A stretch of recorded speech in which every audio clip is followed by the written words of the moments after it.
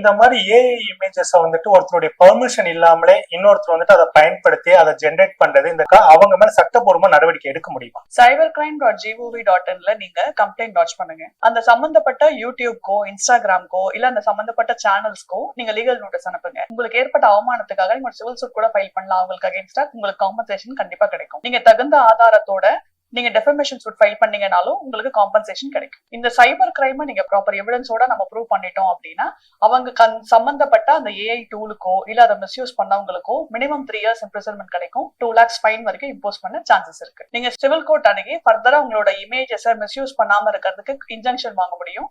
அதுக்கப்புறம் உங்களோட இமேஜஸை உங்களோட ஐடென்டிட்டியை மிஸ்யூஸ் பண்ணதுக்கு காம்பன்சேஷன் வாங்க முடியும். மினிமம் 50,000ல இருந்து சில லேக்ஸ் வரைக்கும் வாங்கறதுக்கு சான்சஸ் இருக்கு. உங்களை எந்த அளவு மிஸ்யூஸ் பண்ணிருக்காங்கிறத பொறுத்து. மிஸ்யூஸ் பண்ணவங்க கிட்ட இருந்தும் கோர்ட் மூலமாவே உங்களுக்கு மன்னிப்பும் வரும். நீங்க இதுக்கு என்னென்னலாம் உங்களுக்கு எவிடன்ஸா கிரியேட் பண்ணிக்கலாம் அப்படின்னா அந்த ஷார்ட்ஸ் எடுத்துக்கோங்க. உங்களை எங்க மிஸ்யூஸ் பண்ணிருக்காங்க அப்படிங்கிற நீங்க போட்டோஸ் எடுத்துக்கோங்க. நீங்க அந்த கன்சர்ன் பர்சனுக்கோ இல்ல கன்சர்ன் சேனலுக்கோ நீங்க மெயில் அனுப்பிச்சிருப்பீங்க, மெசேஜ் அனுப்பிச்சிருக்கலாம். அது எல்லாத்தையுமே ஒரு காப்பீஸ் ரெடி பண்ணிக்கோங்க. இதுதான் ஒரு சப்ஸ்டான்ஷியல் எவிடன்ஸ்.